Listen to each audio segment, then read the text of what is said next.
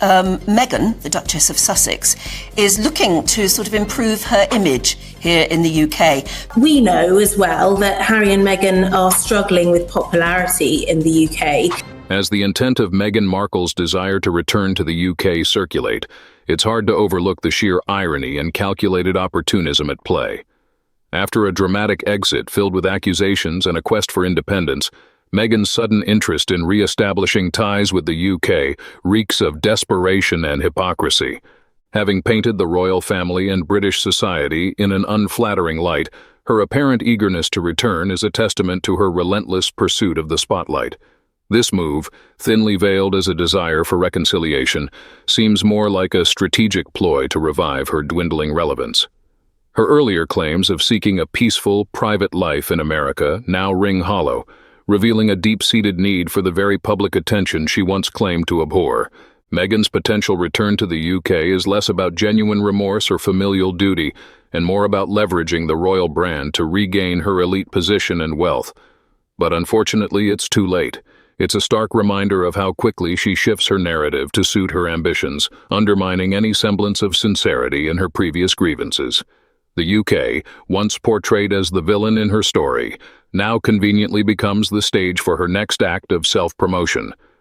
It's a clear message that her pursuit of fame and validation knows no bounds, even if it means backtracking on her vehement criticisms and exploiting the very institution she sought to escape.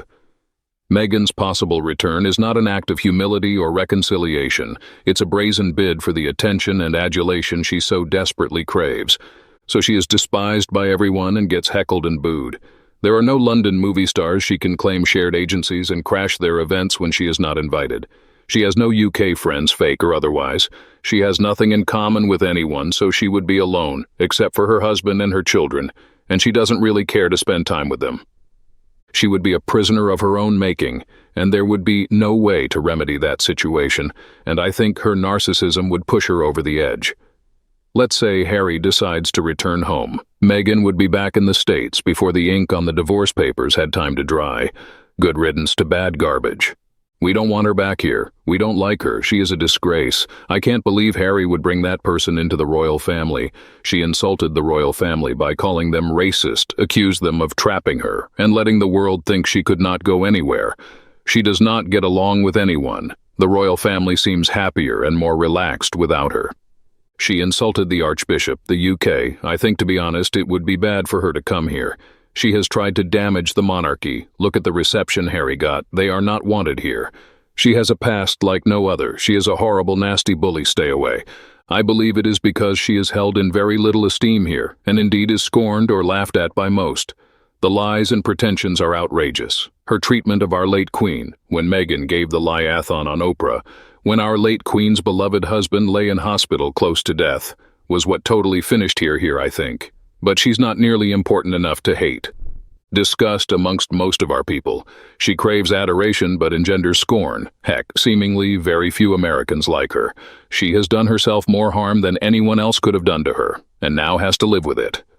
She is actually rude enough to go back to the UK, but cowardly enough not to risk it. We will know her intentions from the puffs her PR gnomes provide.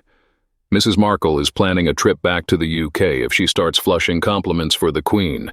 If we are bombarded with bleats about the toxic, racist, colonialist royal family, she's not. But Netflix, who sees a golden chance for some shocking footage for seasons 6, 7, 8, 9, etc. of The Crown, will decide whether she ever makes a trip back to the UK. They might insist Mrs. Markle returns in order to engineer all manner of situations, manipulating calm guest show hosts, picking fights with the Duchess of Cambridge, inventing rumors about affairs, staging tabloid and social media attacks upon her, suddenly succumbing to a mystery illness after tea with a royal family member, etc. As with everything she does, it will be difficult to establish or pin down. There will be claim and counterclaim. Partial denials, clarifications, 5 friends will appear then go, and so on. Infinite spin, great media coverage, and while she fulfills her dream of having everyone talking about her, no one appears to be aware that Meghan makes virtually no difference in the world. A 15-minute podcast sporting a slogan t-shirt does not count as charitable activity. Any visit by her would be a loss for the UK and a profitable exercise for Netflix, Hollywood. Can anyone recall such a divisive and destructive person, and so completely dishonest? She was timid and mild compared to this ferocious hurricane, hence all analogies to Wallace Simpson are ludicrous. She will once more flee, provided Netflix agrees, should the public and media reaction prove to be unacceptable even for her PR staff. Once more, she will attribute blame to the Queen she now so obviously despises, based on the character assassination she underwent at Netflix's paymasters. Her evil, nasty thinking sees her ratings cannot rise until the Queen's reputation has been ruined. Either way, there are plenty of reasons to want it stopped, since this manipulative narcissist arriving on our coast will cause no good whatsoever. A broken person will harm you, hence the only safe place is to keep as far away from them as you can and stop them from invading your life at all costs. This is especially true if the injured individual has a multi-billion-dollar media behemoth supporting them. It is the formula for definite disaster. Moreover, I doubt the pair, along with their rubber ducky, will ever float on the Netflix screen. They are already the laughingstock of the world, east to west. What goes around comes around, and they are done like a dinner. A pair of idiots and huge embarrassment to the UK and US. They have turned us all away with her behavior. Charles should never have funded her wardrobe, and Queen Elizabeth should never have given her a title. In fact, that wedding was a scandalous waste of money, and most of the Sussex souvenir plates have since been allocated as household pet bowls or planter trays. Certainly it was her behavior from the very beginning. She seemed to think that she was marrying Harry and then she would take over as queen. She undermined Catherine and tried to make her take instructions from her, and so it went on till it ended as a real squabble. She even had Harry wired up for his grandmother's funeral, but security caught it and took away the recording. Meghan Markle, in my opinion, does not truly know what the royal family represents. Although theoretically marriage a prince sounds fantastic, sadly, she has not had the royal family education that English and Australians have. First and foremost, they are the Anglican Church's representatives on earth, much like the Pope is for the Catholic Church. Secondly, they are there to serve the people of Great Britain. As an example, during the Second World War, many people moved to the country when London was being bombed, and there were enormous fears that the Germans would decimate the entire city. At the very least, most Londoners managed to find a place in the country to send their children. However, the King and Queen stayed in London as a sign of devotion to the public. People seem to forget that Harry proposed to both his long-term English girlfriends. They loved him, but didn't want the royal lifestyle. Most British people who really understand the monarchy would not want to marry into it. It might make you famous, but they are not celebrities. They cannot voice their opinions about most things, and they have a relentless schedule of duties given to them every morning. They work incredibly hard. Many of the actors I know are not very famous search-wise. They have committed their lives to improve their performing and enjoy the art and work involved in it. Not all performers are yearning glory and recognition. From Grecian times, acting has been regarded as a serious trade. Meghan was ready to give up her job so readily, which makes me wonder whether she was more in acting for the limelight than for the skill. I don't think that Meghan would have found Harry attractive if he was a postman. However, it's a difficult question, because Harry's entire personality has been shaped around the fact that he is part of the royal family. So it stands to reason that he would be a very different person if he'd grown up as a commoner. I don't think you can really separate the two, Harry, the man, and Harry, the prince. He has learnt to behave in certain ways and hold certain values because he is a royal. He'd be an entirely different person otherwise, so perhaps Meghan has fallen for Harry. I get the sense that she isn't genuinely infatuated with him, but with her.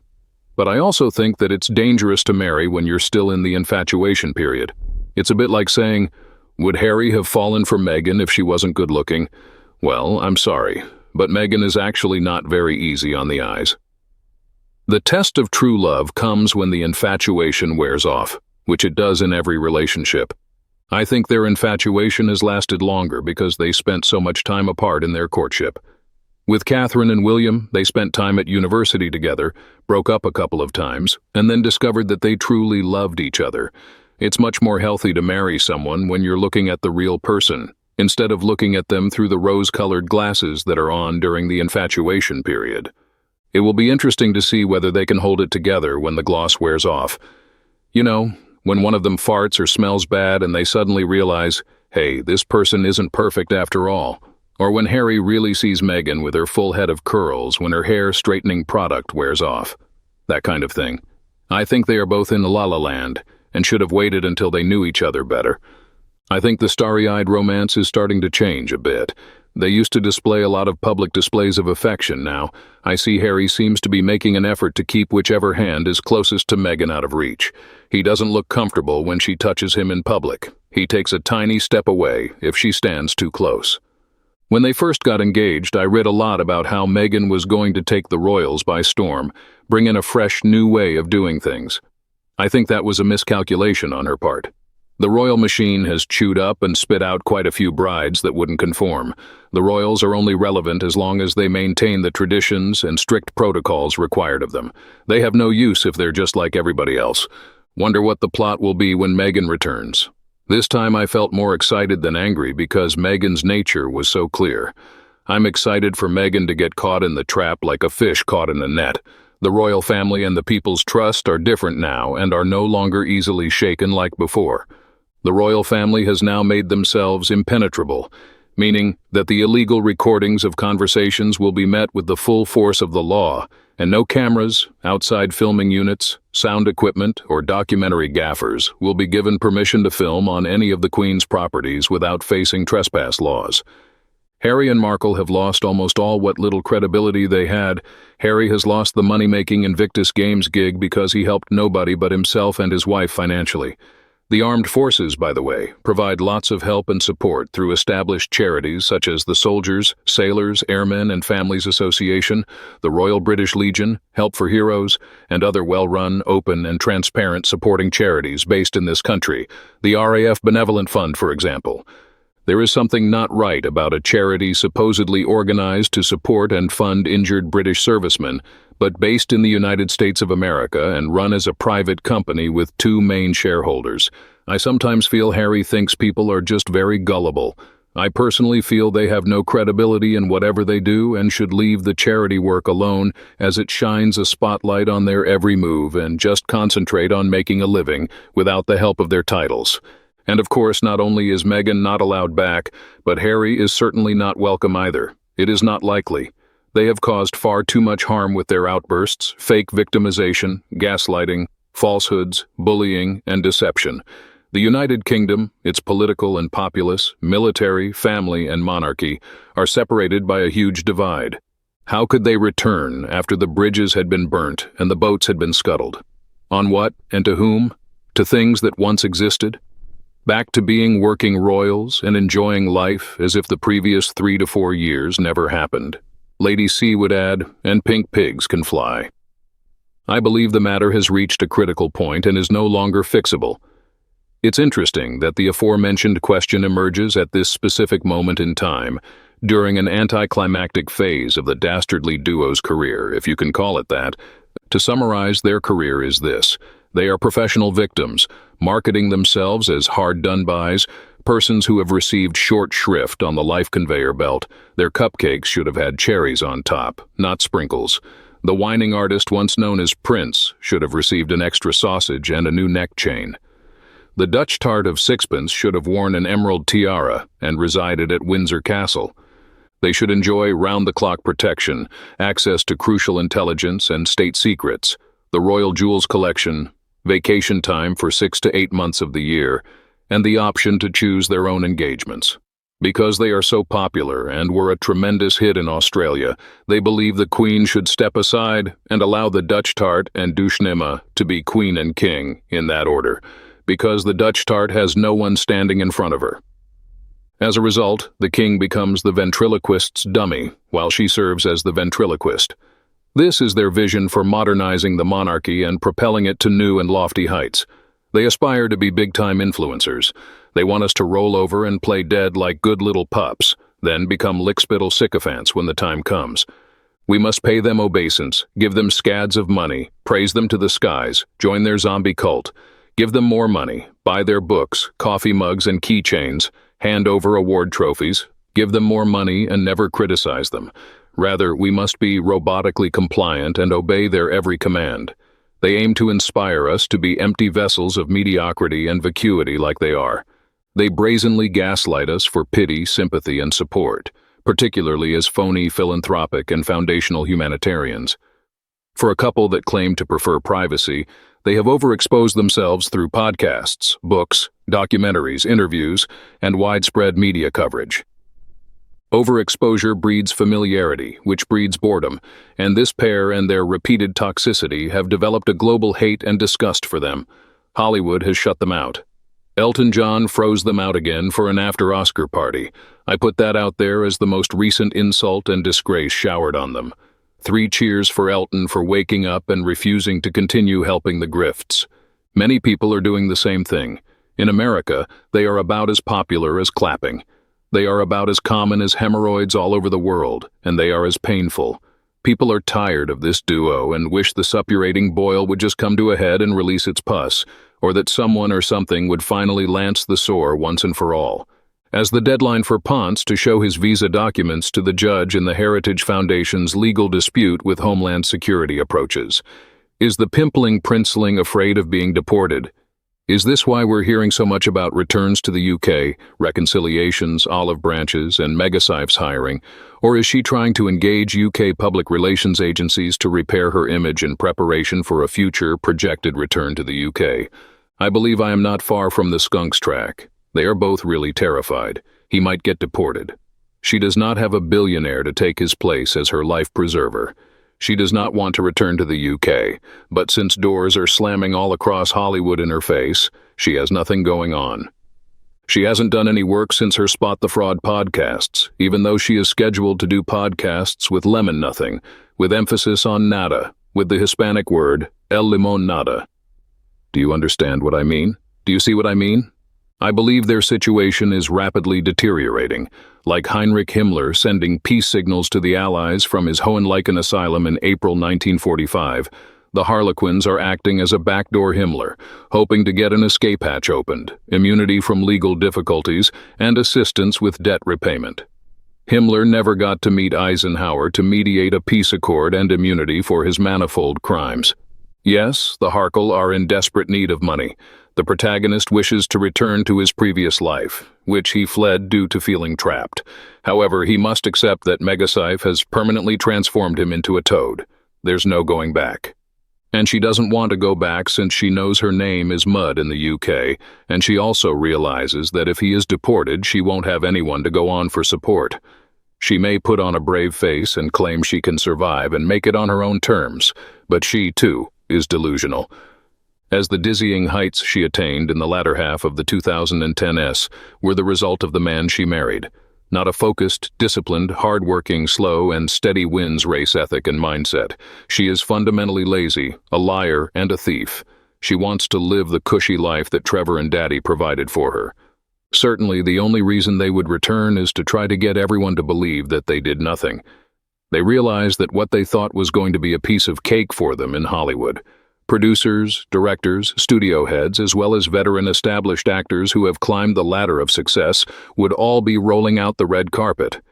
That didn't, and it won't work. They have learned that Meghan and Harry cannot be trusted.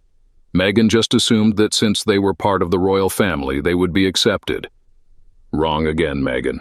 They saw your trail of lies, your manipulation of not only situations, but your manipulation of Harry. Poor Harry. He was not mature enough to deal with a gold digger, paid escort, yacht girl, and mattress actress who had been married not 1 time but 2 before him, and who had an almost adult-age child. They also saw how you played the world as fools by faking not 1 child but 2 children. However, it was pretty stupid on your part to think that the moon bump would work, and who uses privacy to keep the children's identity hidden. I feel sorry for the children. All of this will come out, Meghan, and let's see who is laughing then. Your threats to top executives to involve the monarchy, if they fail to hire you, is a joke as well. They know a below-par actress when they see one. Even resulting in blackmailing and gate-crashing events just to get publicity is such low class even for you. It is people like you who are so thoughtless, so unkind, and who only cares about yourself that is harmful to this world. Everyone knows that you are a money-hungry, vile person. Who doesn't think of stealing from the Queen, Princess Catherine, and Victoria Beckman, not counting the jewelry store that has you on camera stealing an expensive necklace? Why didn't you even sell some of Diana's jewelry and borrow a tiara that is owned by the Spencers and which you never returned? You want something for nothing, and one day you are going to get your reward. From the minute Archie and Lilibet arrive on the scene, whether through birth or adoption, their existence appears to be about leverage more than love. Meghan Markle's clever thinking must have known early on that the only foolproof way to keep Harry close to her was through their children. It's almost Shakespearean watching Meghan navigate the royal scene, using her children as pieces in her larger scheme. The once beloved Harry is now ensnared in Meghan's web, and the world can only watch as she pulls the strings to keep him firmly in her clutches. This isn't about family, it's about control, and Meghan's manipulative techniques have never been more obvious. Adopted or surrogate children make no claim to the throne. They cannot be heirs, as far as employing the children as anchors. Harry desires to be perceived as a man. He feels inferior to his brother, the future king. He will let himself be used as a cat to catch mice if it gives the appearance of a family life. Harry's envy of his brother has blinded him to the enormous damage Meghan has done to the monarchy. I'd like to believe that in the near future, he'll witness the damage that surrounds him. Meghan lacks insight and retrospect since she is immature. Her anger and envy for Princess Catherine derive primarily from her position as future queen. If Meghan had been aware and clever, she would have seen that she had already set herself up to change the world when she married Harry. I believe the monarchy's upheaval is designed to confuse and split Harry in order to keep power. After realized she couldn't keep pretending she was a surrogate for Archie. She knew that if they stayed in the UK, Archie's DNA would be taken sooner rather than later. The controversy around racism and Princess Catherine's dislike by the media and the British public is false. Meghan does not want the world to know that she faked her pregnancies and had children via surrogacy, claiming they are Harry's offspring but not her own. She is ignorant that the monarchy has been around for about 1,200 years. We've had 63 monarchs and watched every trick under the sun, which has resulted in numerous beheadings. She should take notes. Princess Diana didn't live to tell many stories. The current monarchy will outlast its children and shenanigans. On the other hand, I do not think she wants the marriage to last. She love-bombed Harry in order to secure the royal wedding ring and all of the money that came with it, believing that her life as Princess Henry would be primarily about delighting herself. When she discovered that it was everything but what they had promised the Queen when they committed to be the faces of the monarchy in Commonwealth countries, she began to portray the royal family as cold, uncaring racists who drove her to suicide thoughts in order to excuse her departure. Currently, she is using Harry as a flying monkey, loading him with lies that make him upset on her behalf, and then releasing him. There are numerous videos of her with the moon bump skewed. What stands out to me is a video of a woman in a white wool coat and high heels bobbing down to pet a little dog while purportedly 6 or 7 months pregnant. Her stance and the rapidity with which she sunk and rose again were completely inconsistent with her reported stage of pregnancy. Her father revealed that she had undergone a hysterectomy before meeting Harry. Some of her oocytes were frozen, indicating the possibility of surrogacy for the first kid, if one exists, or adoption. According to ancient legal regulations, royal children must be considered born of the Queen's body. Despite the fact that Meghan will never be queen, she ensured that no royal gynecologist got near her to certify the delivery. Her entire existence appears to be a series of lies, which she defends with this psychobabble bullshit about my truth. She even lied in court. This woman has no moral compass. Harry permitted these remarks to be written in his name in the book Spare. Whatever the cause, my memory is my memory. It does what it does, gathers and curates as it sees fit, and there's just as much truth in what I remember and how I remember it as there is in so-called objective facts. Nobody who knows him or has taught him believes he could put those words together or understand what they mean. He would be unable to define the term curates in this context. I expect divorce soon, which will be our responsibility as well as that of the Messick's fan club's haters. They must be foolish if they can't discern the difference between hatred and criticism. Isn't he due to receive some money when he turns 40 later this year? Is Meghan waiting for her half? Perhaps Anne will change the trust to 45 or place it in trust for the children. It was initially 40. However, the Princess Royal has the authority to prolong that if she believes it is inappropriate for him to inherit at the age of 40. If she suspects a divorce is on the horizon, she will extend it. If Harry has not inherited, Meghan cannot take the trust fund contents as part of any divorce settlement. Furthermore, a California court cannot rule on Harry's trust inheritance money. This concludes the narrative. There is no authority over that money unless he brings it to the United States. If it comes from the trust, it is Harry's separate money and not community property, as long as he does not commingle it with marital assets. Obviously, it might be considered when the court determines how much child support he must pay. This is not an alimony case, thus Meghan cannot be granted it on that basis. The possibility cannot be ruled out. I believe Meghan is waiting for Harry's inheritance when he turns 40 this September. A California court cannot rule on Harry's trust inheritance money unless he takes it to the United States. If it comes to him from the trust, and he maintains it in the UK, she will never be able to obtain it because it is not only beyond the jurisdiction, but it is Harry's separate money rather than community property. So unless Harry commingles this money with marital assets, it will remain out of Meghan's reach. Obviously, it might be considered when the court determines how much child support he must pay. This is not an alimony case, thus Meghan cannot be granted it on that basis. She will attempt to extort the money by threatening very subtly to sully him and the rest of the family. When it comes to playing hardball, this woman delivers. Poor Harry, he is fucked. If they adopt the children, so be it. The lies have to stop. I believe she wants to use the children to get more money from King Charles. King Charles is Meg's in-law, although he has no financial obligations to her. She is Harry's mistake, and only Harry's. Nonetheless, all of the money she has hidden away was a married financial information statement subject to marital assets, and he is entitled to half of it under the law.